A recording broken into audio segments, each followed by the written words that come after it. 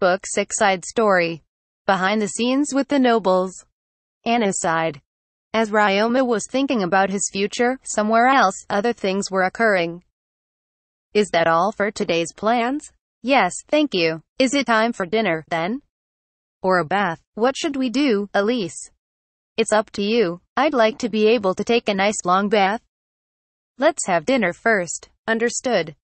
One moment, please. The maid left the lavishly furnished room, leaving Reinhard and Elise alone. They sighed, exhausted after days of work and dealing with visitors. I swear, it's the same thing every year. Isn't there anything we can do to improve on this? Said Reinhard. I hope so. If it were at least just people coming to say hello, it would be easier, said Elise. They knew it was their job, but they were only human. Exhaustion was inevitable. Once nobody else was in the room, they no longer bothered to hide it. They glared at the pile of documents.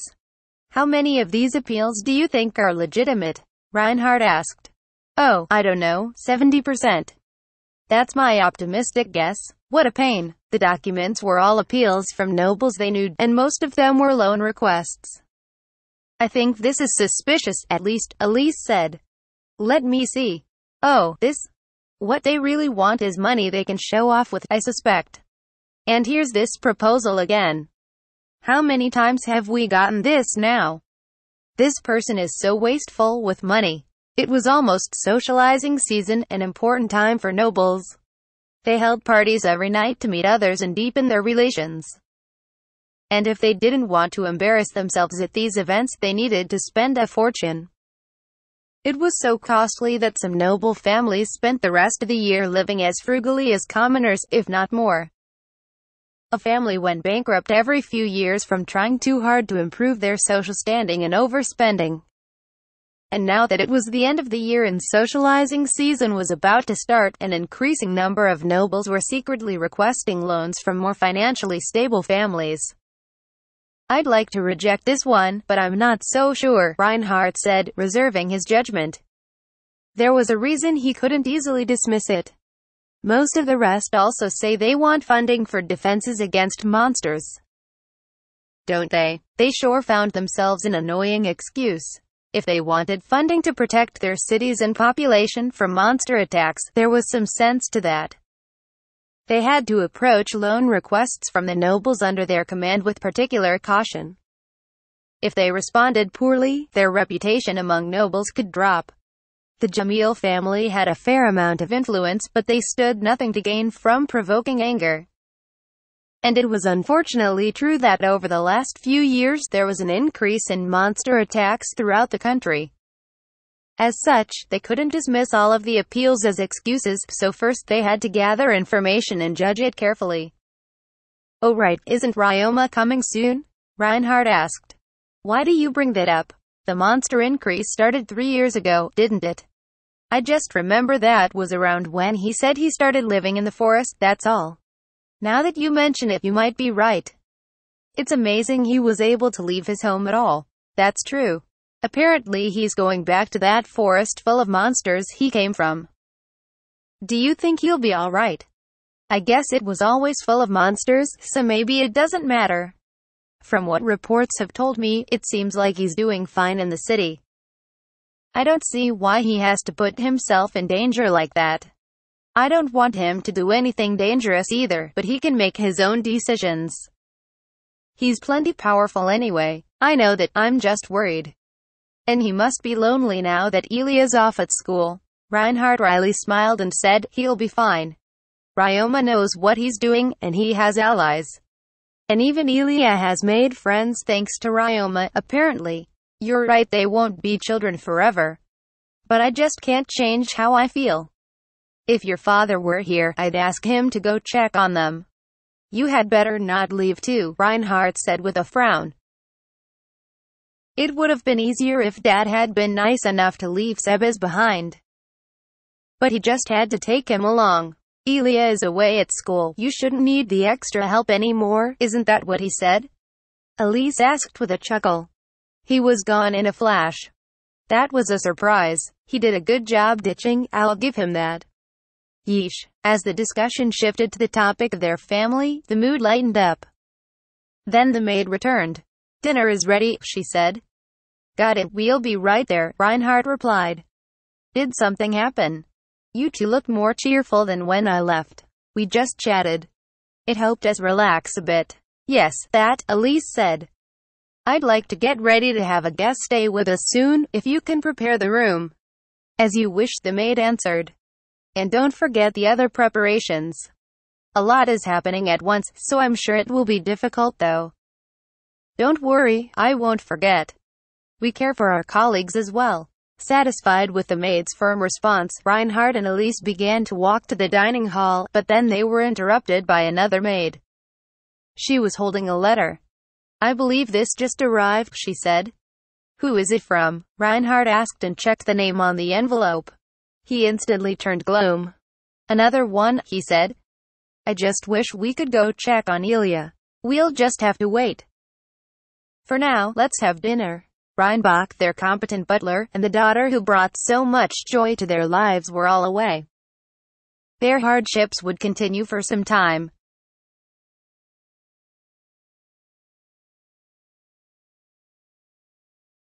Book 6 Extra Story. An acquaintance of an acquaintance and Takebayashi's bad habit. Tabuchi's sighed. "Excuse me." "Oh, hello, landlady. This way, please. I didn't know why I was here.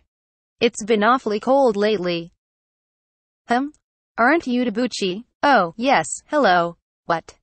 Did this person ask you to come too?" "No, Tabuchi just happened to run into me."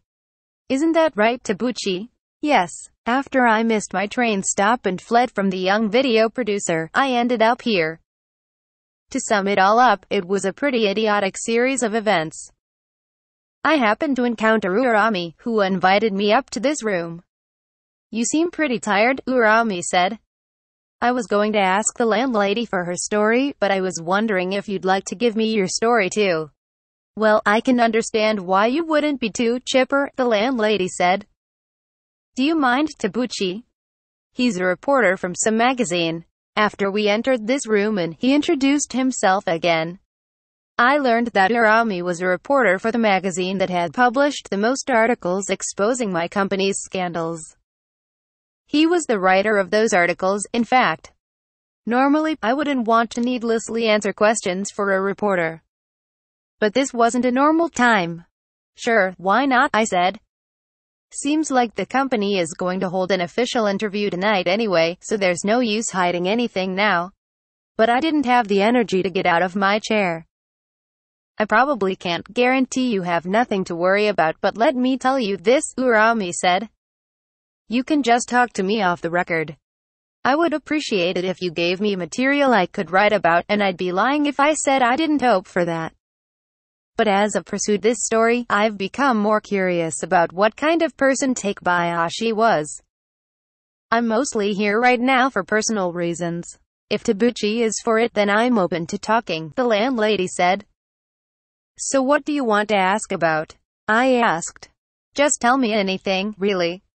About how Takebayashi was in his day-to-day life, or about memories with him, anything of that sort." "Oh, I'll get some drinks and something to eat while we talk." Urami grabbed a few cans of beer and a convenience store bag full of snacks from the kitchen. I ended up accepting his request, but I didn't even know what to talk about.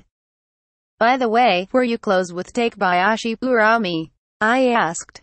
"Oh, not as much as you two, I don't think. I did live next door, so I've met him, but I always get home at different times due to my job. I think I first met him when I moved in. I saw him outside the door, and he welcomed me to the building. I believe he had also cooked too much dinner and given me a whole bunch of his spare curry. Later on, I would come home from work and sometimes see a plastic container full of food hanging from my doorknob, and I would return the favor with souvenirs from places I went to for work. I hardly ever met him in person, but we did have that kind of relationship. That reminded me of something. Takebayashi would sometimes bring pastries from different tourist sites to work for no particular occasion.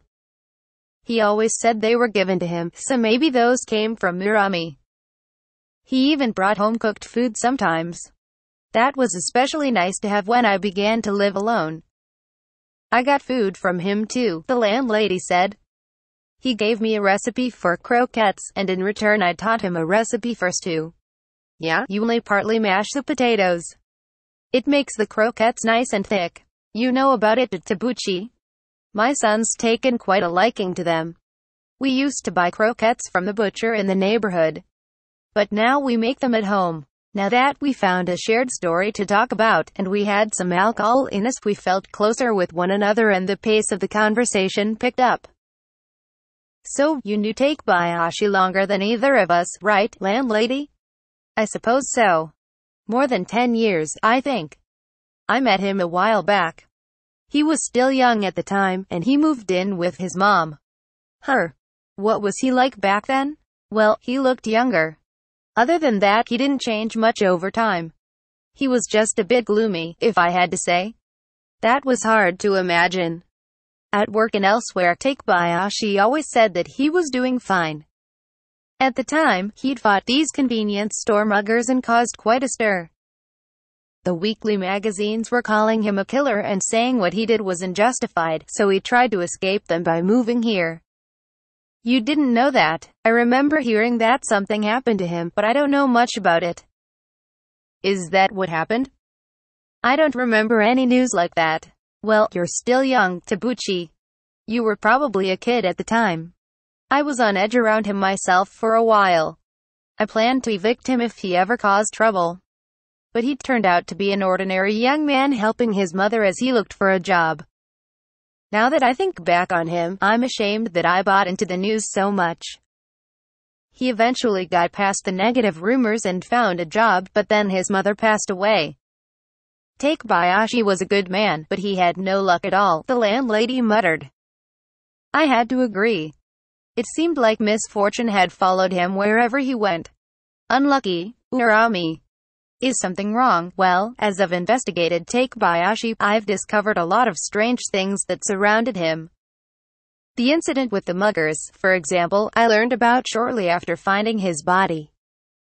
I asked my coworkers who had connections within the police force to look into that incident. And they confirmed that Takebayashi stopped some muggers. It was reported on the news.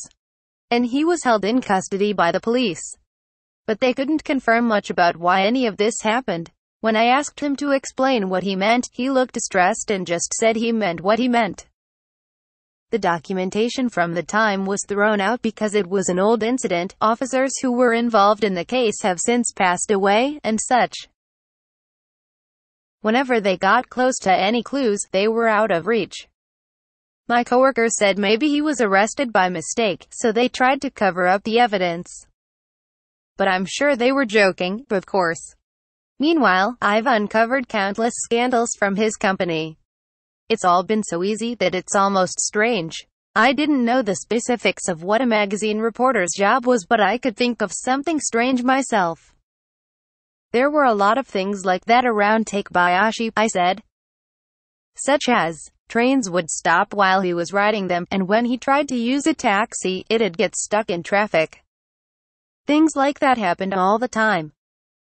I heard about this from people who were at the company longer than me, though. This was a story from before I joined the company. It was by no means a big company, but back then they were receiving requests from overseas and receiving employees from countries with rapid growth in information technology. Takebayashi had a lot of stamina, so he was the one who often did the international travel. He had to take planes for this, but there was constant trouble with the planes he bought tickets for. It wasn't so bad when the flights were just later cancelled, but often the issues began after the planes took off. The planes never crashed or anything, but the planes he rode had belly landings 3 to 5 times in 2 years. I was told to never get on a plane with Takebayashi. I do remember a few years ago when an airline company drew a lot of negative attention for the frequent issues their planes got into. There are more stories like that surrounding Takebayashi too. When he had a part-time job in high school, those businesses would have mass layoffs or go bankrupt or so forth, so he lost his job just when he learned what to do. Yes, a strange amount of bad luck surrounded him, the landlady agreed. Now that I thought about it, it was almost like Takebayashi was cursed. Well, sometimes he had it coming. What do you mean? Can you tell me about that? Well, sometimes people can be stupidly honest, you know. I think you can imagine that. Takebayashi was a good person, but I think he brought some things on himself, I said. Whenever there were employees who seemed sick, he would do their work for them. He would do the same when somebody wanted to take the day off for a wedding anniversary or other such events. The deadlines for this work were clearly unreasonable, but he pushed himself to meet them with his superhuman stamina and focus. He said he'd be fine because he was strong, every single time. He did several times more work than everyone else. Maybe this is rude to say, but I don't think Takebayashi was that incredible at the job, or much of a genius or anything. He just never got tired, so he could work officially non-stop. Takebayashi wasn't lying, for better or worse. He really did have enough stamina, and even when much of the company caught the flu, he was fine. For all the work he took upon himself, he didn't look any more fatigued than everyone else, and we took advantage of him. Maybe he didn't realize it himself, but I think he was doing more than he could take. Mind if I have another beer? Go ahead. I opened another can and poured the cold nectar down my throat. My next words came from the depths of my stomach. He always just said he'd be fine. Not just when it came to work, but when we were drinking too. Some people in our department would flake out after a single cup of beer. That wasn't true of me, but I couldn't hold my liquor too well either. But when the boss was making us drink, Takebayashi would drink for us. And when any violence came about, he was the one who took the brunt of it. This is also something I just heard from older employees. But our company technically has a labor union. Albeit in name only. Our company claimed to be ethical on the surface by presenting this labor union, but it was controlled by people with strong ties to the CEO and executives. They never did anything to help employees and had no right to hold negotiations. But if someone did ask them to negotiate, they would report to the upper brass, and depending on what they asked for, the employee who made the request could be punished for reasons claimed to be unrelated. They didn't exist to help workers, but as a trap for dissatisfied employees. Takebayashi knew it was a trap, but still asked for improved conditions. From what I heard, his coworkers at the time were breaking down from overwork. They didn't dare to say anything, so he took it upon himself to speak for them, whether it was a trap or not. And of course, he said that he was fine with whatever became of him. He didn't get fired in the end, but conditions obviously didn't improve, and they sort of made an example of him. The boss and others who were around at the time would call him a traitor. Takebayashi was shrewd in some ways, but clumsy in others. He cared about others, but not so much about himself. Both at work and in my private life, he helped a lot. That went for everyone in our department. But he could have lived his life a bit more carefully. Yes. Landlady, that's absolutely right. He was durable in both body and mind. He could tolerate minor problems. He would push himself to climb over every wall in his way even when he could have walked around them. That's just how he was. Well, the clients I inherited from him say that's why they trusted him, though. I see, Urami said, bringing more beer. Maybe it was because he was a magazine reporter, but he knew how to get people talking. Each time I answered a question, it felt like a weight was lifted from me. These two were mostly strangers, but I just wanted to keep telling stories. It was just like when I would tell Takebayashi about my own issues. Afterward. Hello, this is Roy, the author of By the Grace of the Gods. Thank you so much for purchasing By the Grace of the Gods Volume 6. I think the mood of this volume was a bit different, but I hope you enjoyed it. In college, I knew a smart guy who said he always reads the afterword first because it helped him remember the book's contents better that way. But I think most readers start with the table of contents or the story itself, and read this last, so I write the afterword with that in mind. That said, what do you prefer? I can only imagine your answers, but I just hope that I can communicate what I want and that you find it fun and interesting. I'm in my second year of being an author. And already the manga version of By the Grace of the Gods was one of the isekai stories that placed highest in the Zenkoku Shoten Gao Sasumi Comic 2019 poll of Japanese bookstore employees. I greatly appreciate the praise. But my editor does frequently consult with me about how I write and what I write about, so I still feel inexperienced sometimes. As long as I'm making money off this though, I'll keep trying to produce higher quality work and being creative. Sometimes I'll succeed, and sometimes I'll fail. The advice from my editor and the support of my readers keep me going. I'll keep trying to entertain as many of you as I can. And to everyone who helps with the writing, printing, and sales of these books, let me take this time to thank you.